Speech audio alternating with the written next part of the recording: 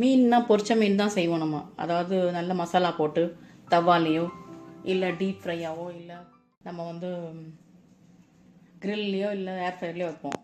இது சுவையான வித்தியாசமான கேரளா ஸ்டைல் மீன் ரோஸ்ட், கிங்ஃபிஷ் ரோஸ்ட். இது சுலபமாக செஞ்சிடலாம். இதை ரொம்ப ஈஸியாக இருக்கும். இது வந்து ட்ரையாக பொரிச்சு அந்த மீன் இல்லாமல் அதை மீனை பொரித்து நம்ம கூட்டு மாதிரி பண்ணி அதில் சேர்க்குறது தான் ட்ரை ரோஸ்ட்டு.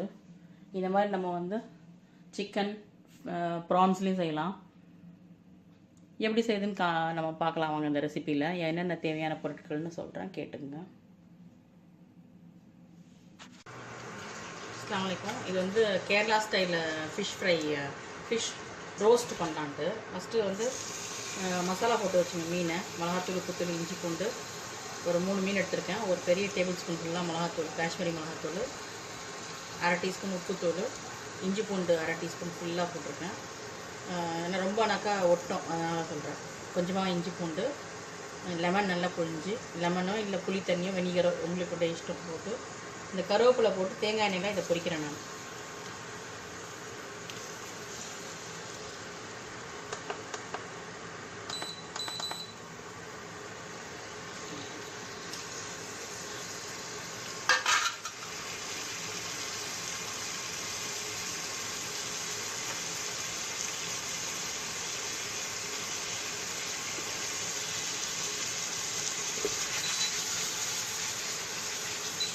கீழே எதுக்கு அந்த தேங்காய் எண்ணெய் போட்டு நான் கருவேப்பிலை வைக்கிறேன், என்னோட டிப்ஸ் இது.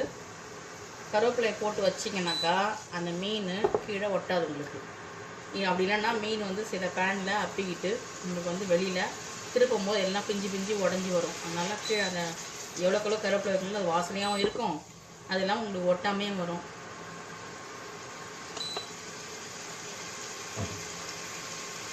இதை மூடி போட்டு 2 பக்கமும் ஃபஸ்ட்டு பொரிச்சு எடுத்துப்போம்.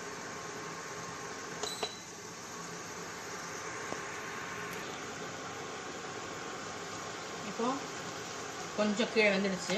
கொஞ்சம் திருப்பி போடுறேன் மீனை. இன்னும் ஒன்றும் ஒட்டலை இதில். திருப்பி போட்டு 2 பக்கமும் வேகட்டும். ஃபஸ்ட்டு எண்ணெய் தேவைப்பட்டால் இன்னும் கொஞ்சம் ஊற்றிக்கணும்.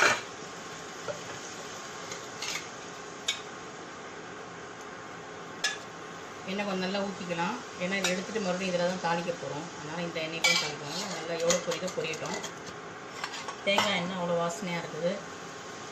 சரி, மீனெல்லாம் கழுவி மசாலா போட்டு உங்களுக்கு வந்து வேலையை ஆரம்பிச்சு எப்படியும் 1/2 hour ஆகிருக்கும். யாரும் தண்ணி குடிச்சிருக்க மாட்டீங்க. சூடாக வெந்நி குடிச்சிங்க, அப்படின்னா தண்ணி குடிச்சிங்க.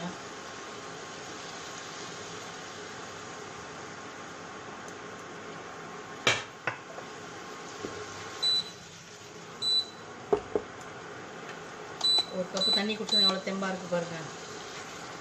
அப்படியே கிச்சனில் நின்றுட்டு ஒரு 2 hours உட்காந்துட்டு வேலை பார்த்துட்டு ஒன்றுமே பிடிக்காமல் இருக்கீங்கன்னாக்கா உங்களுக்கு வந்து டீஹைட் ஆகிடுவாங்க.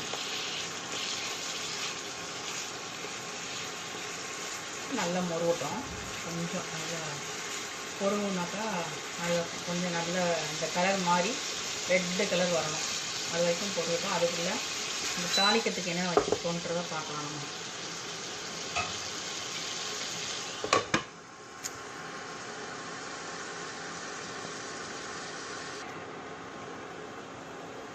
தாளிக்கிறதுக்கு 3 வெங்காயம், 1/2 தக்காளி எடுத்திருக்கேன். கொஞ்சம் கொத்தமல்லி, மிளகாய்த்தூள், மஞ்சத்தூள், ராக் சால்ட்டு, கொஞ்சம் சீரகத்தூள் கொஞ்சம் வச்சுருக்கேன். கருவேப்பிலை ஆல்ரெடி போட்டிருக்கோம், அதனால் தேவையில்லை. தேவைப்படுறவங்க இன்னும் வாசனை வேணும்னா கருவேப்பிலை போடணும். இதை பொரித்து எடுத்து வச்சுட்டு இதில் தாளிக்கணும்.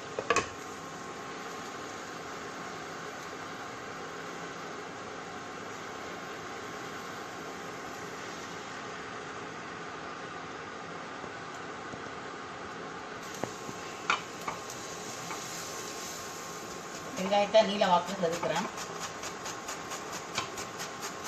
இது நம்ம அட்ஜஸ்டபிள் தான், எப்படின்னா சீக்கிரமாக ஆகிடும் செதுக்கிறது. நீல வாக்கில் செதுக்கி எடுக்கிறேன் நான்.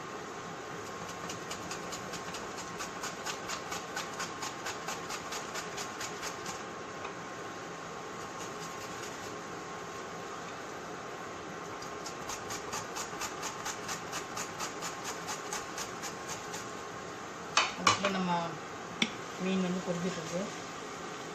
இது வந்து ரெட் ஆகிடுச்சு. கொஞ்சம் அடுத்த பக்கம் தான் ரெட் ஆகணும். அதை சிறு தீரை வச்சா நான் பொரிக்க விட்ருக்கேன். நின்று வேகணும். கொஞ்சம் தடி மீனாக இருக்கிறதுனால நின்று வரணும். தக்காளியும் அதே மாதிரி தெரிஞ்சுக்கிறேன் நான். நல்லா ஸ்லைஸாக பொடியாக இருக்கிறதுனால சீக்கிரமாக வெந்துடும் கவாலை போடும்போது.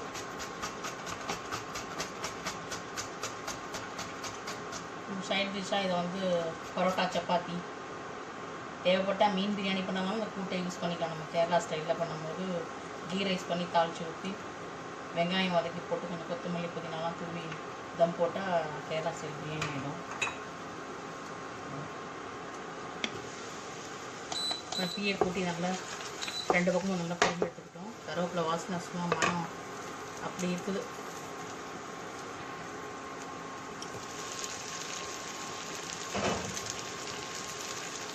இந்த மீனை நான் எடுத்து வச்சிடுறேன்.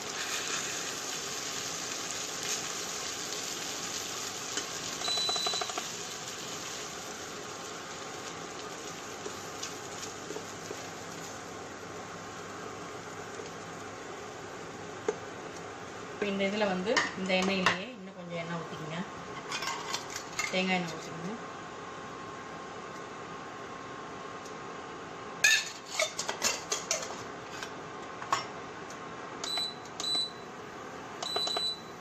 ஃபஸ்ட்டு வெங்காயத்தை நல்லா போட்டு வதக்கிக்கணும்.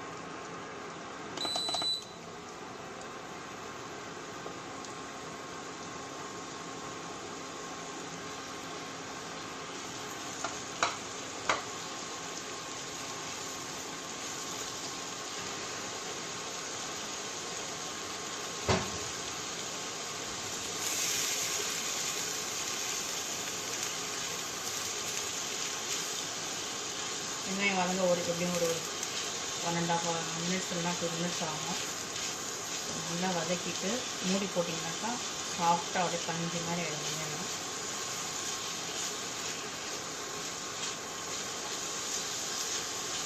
டீ கம்மியாக வச்சு நீங்கள் வேலை செஞ்சீங்கன்னாக்கா உங்களுக்கு கேஸோ இல்லை இதுவும் கேஸில் நான் இதை எலக்ட்ரிக் இதில் பண்ணுறேன். நான் இண்டக்ஷனில் அடி பிடிக்காமல் ஒழுங்காட்டு க்ளீனாக வெந்து வரும். தூரம் வச்சிங்கனாக்கா மேலே வந்து கருகின மாதிரியும் உள்ளே வந்து வேகாத மாதிரியும் இருக்கும். அதனால் தீ வந்து எப்போதுமே ஈவனாக இருக்கணும். வச்சு கம்மா வச்சு இப்போ வந்து மூடி போட்டு கொஞ்சம் வேக விடுவோம் அந்த வெங்காயத்தை.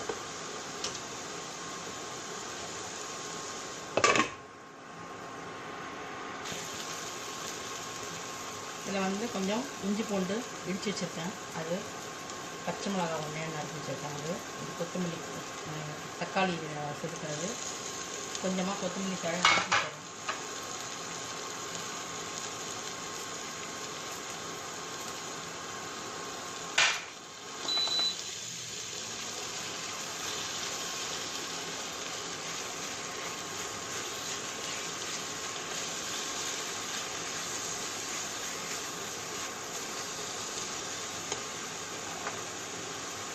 ஒரு டீஸ்பூன் மிளகாத்தூள், கொஞ்சம் மஞ்சத்தூள், உப்புத்தூள் ஒரு டீஸ்பூன் அளவு போடுறேன்.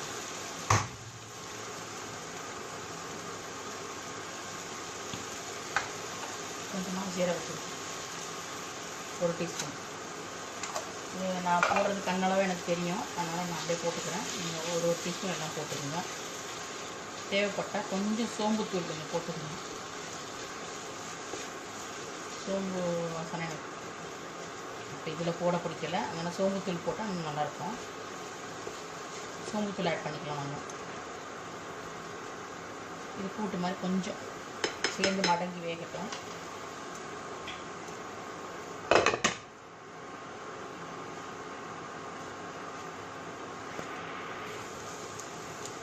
நல்லா கூட்டாக வெந்துடுச்சுது. இதை மீனை போட்ட வேண்டாம். 3 மீனை போட்டு கரெக்டாக வேண்டியது தான். இல்லைங்க,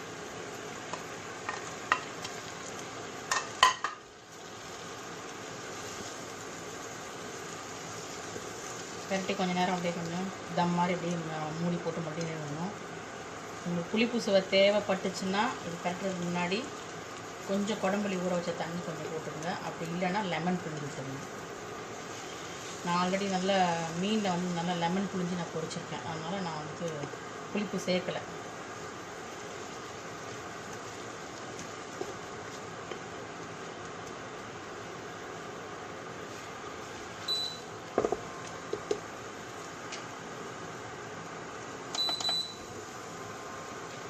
நல்லா கோட் ஆகட்டும். இதில் இந்த மாதிரி நல்லா வேகட்டும் கொஞ்ச நேரம். தேவைப்பட்டால் பொடி பொடியாக நீங்கள் அரிஞ்சு போட்டுக்கலாம், 4 துண்டாட்டு. அப்படி இல்லை முழுசாக வச்சும் அந்த கூட்டு வச்சும் சாப்பிடலாம்.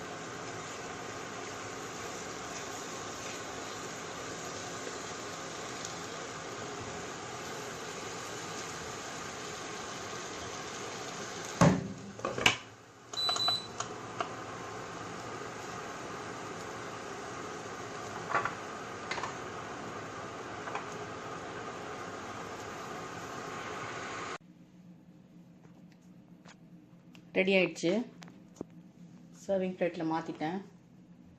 பார்க்கவே நல்லா கூட்டோட வெங்காயம் நல்லா வதங்கி, தக்காளியும் கூட சேர்த்து வதங்கி, நல்லா அந்த மீனில் கூட்டாகி நல்லா சூப்பராக இருக்குது வரும் பார்க்கறதுக்கு. கீ ரைஸ் கூட சாப்பிட ரொம்ப நல்லாயிருக்கும். பேலியோ ஃபாலோ பண்ணுறவங்க அப்படியே சும்மா இதை காலிஃப்ளவர் ரைஸோடு சாப்பிடலாம். செய்து பார்த்து உங்களுடைய கருத்துக்களை தெரியுங்க. யூடியூப் சேனல் சப்ஸ்கிரைப் பண்ணாதவங்க பண்ணுங்கள், உங்களுடைய ஃப்ரெண்ட்ஸ்க்கெலாம் ஷேர் பண்ணுங்கள். நெக்ஸ்ட்டு ஒரு நல்ல ரெசிபியோடு உங்களை சந்திக்கிறேன். தேங்க்ஸ் ஃபார் வாட்சிங். பார்க்கவே ரெட்டாக செம்மையாக இருக்கு பாருங்கள். சில்லி வந்து நான் வந்து மிளகாத்தூள் போட்டு ஊற வச்சது வந்து காஷ்மீரி சில்லி பவுடர். அது கொஞ்சம் நல்லா ரெட்டாக இருக்கும். அந்த தேங்காய் எண்ணெய் வாசனையும் அந்த கருவேப்பிலையோடய சேர்ந்து அந்த மீனும் அவ்வளோ சூப்பராக இருக்குது. கடல் உணவு நம்ம அடிக்கடி சாப்பிட்றது நல்லது. எந்த டயட்டுக்குனாலும் கடல் உணவு வந்து ஏற்றுக்கும். நம்மளுக்கு எந்த ஊருக்கு போனாலும் எங்கேனாலும் அந்த கடல் உணவுக்கு நம்மளுக்கு ஈடு என எதுவுமே இல்லை. மீன் வகைகள் எவ்வளோ மீன் வகைனாலும் நம்ம சாப்பிட்லாம். சூப்பராக ரெடி ஆகிடுச்சு. நல்லா ரெட்டாக பார்க்கவே ரொம்ப சூப்பராக இருக்குது பாருங்கள். நீங்கள் வந்து இதில் வந்து மிளகாத்தூள் வந்து எந்த கலர் பொடியும் சேர்க்கறதில்ல. காஷ்மீர் ரெட் சில்லி அரைச்சி சேர்த்தா போதும், நல்லா கலர் கொடுக்கும். இதுக்கு பேலியோ டயட் பண்ணுறவங்க வந்து